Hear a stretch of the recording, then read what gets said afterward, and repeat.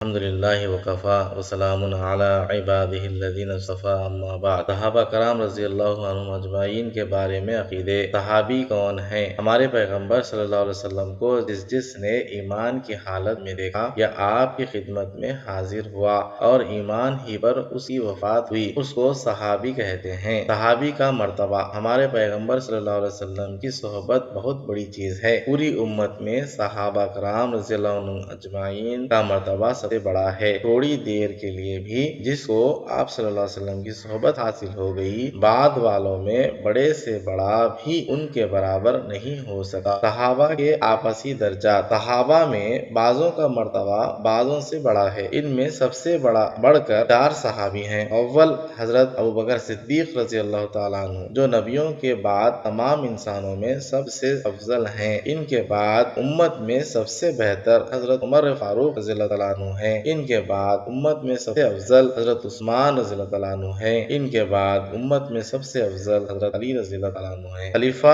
کسے کہتے ہیں؟ ہمارے پیغمبر صلی اللہ علیہ وسلم کے بعد دین کا کام سنبھالنے اور جو انتظامات آپ صلی اللہ علیہ وسلم فرماتے تھے انہیں قائم رکھنے میں جو آپ کی جگہ بیٹھے اسے خلیفہ کہتے ہیں۔ اس کا یہ کام نہیں کہ وہ دین میں نئے احکام دے، نہ اس کو کسی چیز کے حلال و حرام کرنے کا اختیار ہے۔ خلیفہ کی اطاعت۔ خلیفہ رسول پیغمبر کی طرح معصوم نہیں ہوتا۔ اس کی اطاعت اسی وقت تک ہے جب تک کہ اس کا کام اللہ اور رسول صلی اللہ علیہ وسلم کے خلاف نہ ہو۔ بالفرض کوئی خلیفہ بھولے سے یا جان بوجھ کر شریعت کے خلاف کوئی حکم دے تو اس کی اطاعت نہ کی جائے گی۔ خلیفہ کا تقرر اور خلفاء کی ترتیب۔ خلیفہ رسول کا مقرر کرنا اللہ کے ذمہ نہیں بلکہ یہ کام مسلمانوں کا ہے، جس طرح نماز کا امام مقرر کرنا مقتدیوں کے ذمہ ہے۔ ہمارے پیغمبر صلی اللہ علیہ وسلم کے بعد تمام مسلمانوں کے اتفاق سے حضرت ابوبکر صدیق رضی اللہ تعالیٰ عنہ